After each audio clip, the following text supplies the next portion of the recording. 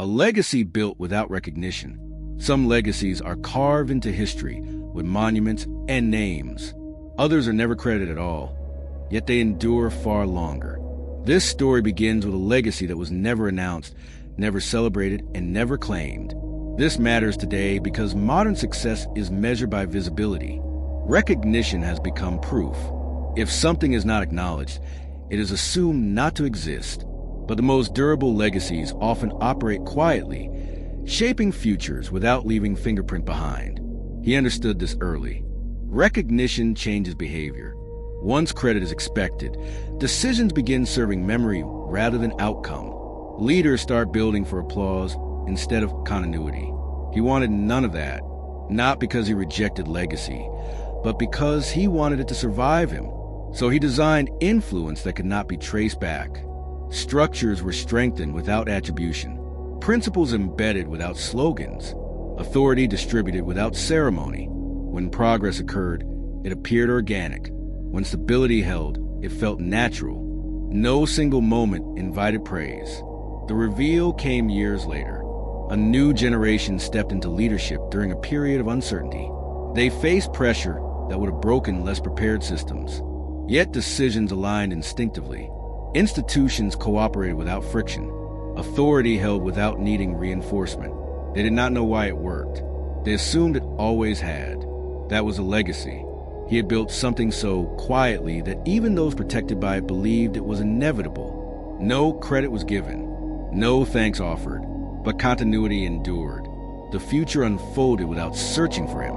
Observers outside the system searched for the figure responsible. They found none. The absence confused them. They expected a name, a story, a hero. There was only structure. And structure, once embedded deeply enough, becomes invisible. Still, the cost of this path was heavy. No recognition, no moment of acknowledgement, no public affirmation of influence. His role faded as the system matured. Some mistook the quiet for irrelevance. He did not correct them, because a legacy that requires recognition is fragile. The one he was building could not be erased, precisely because it was never labeled. Yet, the final question remained. Could such a legacy endure intentional disruption? Because what is invisible can also be misunderstood. And the next challenge would test whether a legacy built without recognition could survive a moment when someone tried to claim it or dismantle it without knowing what they were touching. That test was coming. The disruption did not arrive as hostility. It came as improvement. A proposal framed as modernization promised efficiency, clarity, and renewed momentum. It carried familiar language: innovation, optimization, alignment. Nothing about it sounded destructive. That was a danger. Those introducing the changes did not know what they were challenging. They saw structures without stories, processes without authors. Because the legacy had never been named, it appeared accidental, something that could be refined without consequence. The conflict surfaced quietly. Small adjustments began unraveling deeper alignment. Decisions that once flowed smoothly required justification. Trust that had been implicit needed explanation. Coordination slowed, not because of resistance, but because coherence was being replaced with procedure. He watched carefully, not to defend credit, but to protect continuity. He recognized a pattern immediately. When invisible systems work well, they invite redesign by those who assume success came from simplicity rather than intention. What they mistake for absence of leadership is often leadership completed long ago. He intervened only where necessary, not with history lessons, not with authority, but with questions that reveal dependency. What breaks if this changes? Who compensates if this disappears? Why does this work when no one enforces it? Each question exposed assumptions the proposal could not answer. The turning point came when unintended friction appeared. Not dramatic failure, but hesitation, delays, confusion over responsibility. The system resisted quietly, signaling misalignment without protest.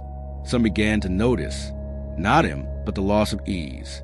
They realized something had been supporting decisions all along, something unspoken, something they had begun to dismantle without understanding. The proposal slowed. Revisions followed. The changes softened. No one named the legacy. but they felt its absence. That was enough. Still, the risk remained. Protection without recognition depends on restraint. Defending what no one knows exists requires subtlety. Too much interference would expose authorship. Too little would allow erosion. The balance was delicate, and the next phase would demand it, because eventually, someone would ask the most dangerous question of all: who built this? And once that question is asked, a legacy without recognition must choose whether to remain invisible or to finally step into view. The question surfaced not in public, but in private, a quiet conversation among senior leaders, not accusatory, curious, who had designed this system to function without enforcement. Why did removing small elements create such disproportionate friction? They searched for documentation. There was little. They looked for names. There were none. This absence unsettled them. Systems at work without attribution challenge modern logic. Someone must be responsible. Someone must be credited or blamed.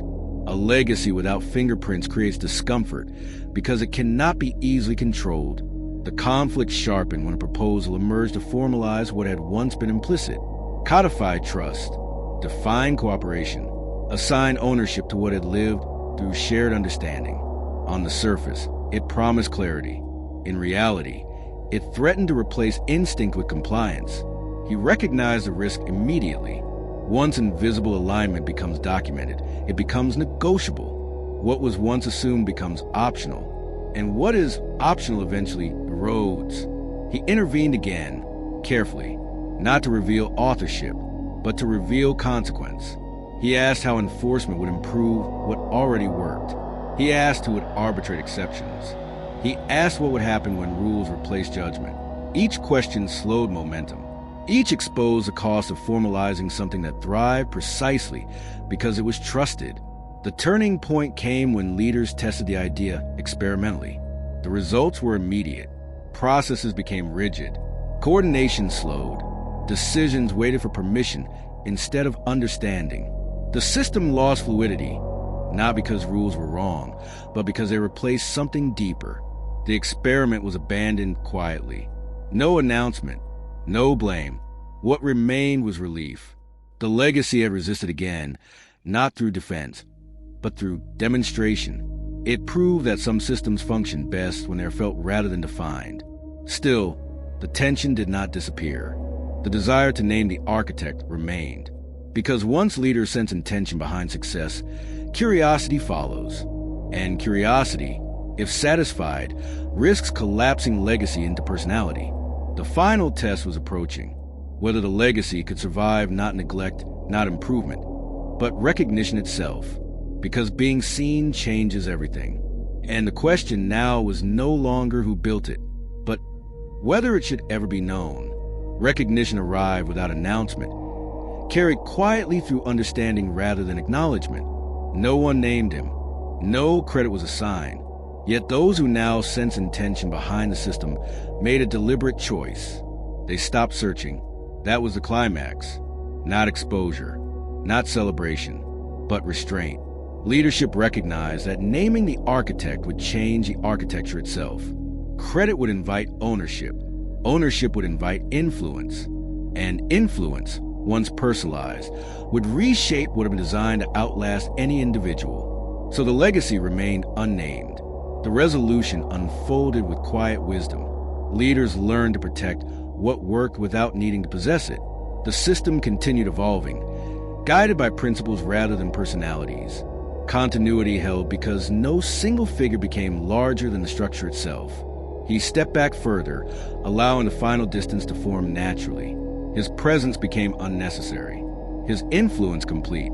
The legacy no longer required defense, because it was no longer fragile. It lived in behavior, in instinct, in the way decisions align without explanation.